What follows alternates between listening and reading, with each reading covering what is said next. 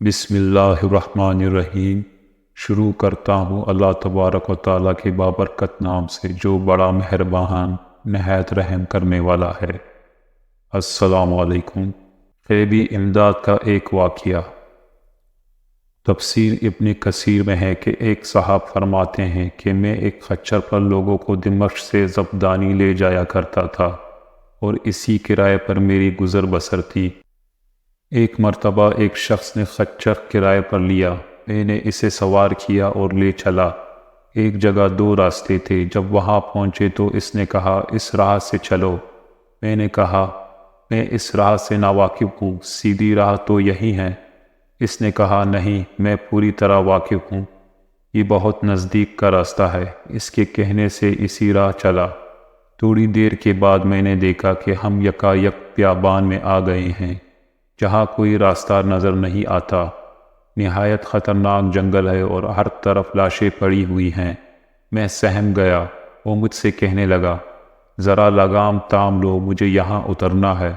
میں نے لگام تام لی اور وہ اترا اور اپنے کپڑے ٹھیک کر کے چھری نکال کر مجھ پر حملہ کیا۔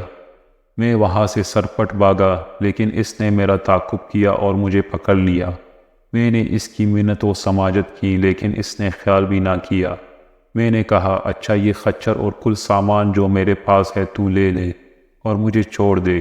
اس نے کہا یہ تو میرا ہو ہی چکا ہے، لیکن میں تجھے زندہ نہیں چھوڑنا چاہتا۔ میں نے اسے اللہ کا خوف دلایا، آخرت کے عذابوں کا ذکر کیا، لیکن اس چیز نے بھی اس پر کوئی اثر نہ کیا اور وہ میرے قتل پر تلا رہا۔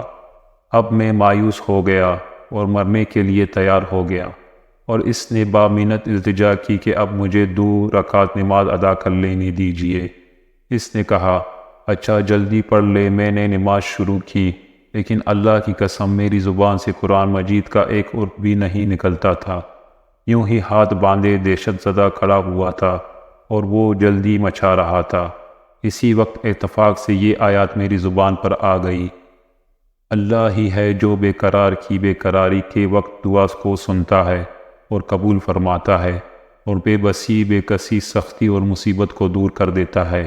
بس اس آیات کا زبان سے جاری ہونا تھا جو میں نے دیکھا کہ بیچوں بیچ جنگل میں سے ایک گھڑ سوار تیزی سے اپنا گھوڑا بغیر نیزہ تانے ہماری طرف چلا آ رہا ہے، اور بغیر کچھ کہے ڈاکو کے پیٹ میں اس نے اپنا نیزہ گھسیڑ دیا جو اس کے جگر کے آر پار ہو گیا۔ وہ اسی وقت بے جان ہو کر گر پڑا۔ سوار نے باغ موڑی اور جانا چاہا، لیکن میں اس کے قدموں سے لپٹ گیا اور کہنے لگا اللہ کے لیے یہ تو بتلا دو کہ تم کون ہو۔ اس نے کہا میں اس کا بھیجا ہوا ہوں جو مجبوروں، بے قصوں اور بے بسوں کی دعا قبول فرماتا ہے اور مصیبت اور آفت کو ٹال دیتا ہے۔ میں نے اللہ کا شکر ادا کیا اور وہاں سے اپنا خچر اور مال لے کر صحیح سالم واپس لوٹا۔ دعوت الحق، اسی کو پکارنا حق ہے، اس کے سوا نہ کوئی پکار سن سکتا ہے اور نہ مصیبتوں اور پریشانیوں کو دور کر سکتا ہے۔ اس ایمان افروز روح افزا واقعہ سے یہ ثابت ہوا کہ جو بھی انسان صرف اللہ کو اپنا کارساز اور مشکل کشا نیز اس کو خالص پکارے گا، وہ نجات ضرور پائے گا۔ اگر اس رب العالمین کی مشیت ہو، اللہ تعالی ہمیں توحید پر مبنی عقیدہ نصیب کرے، آمین۔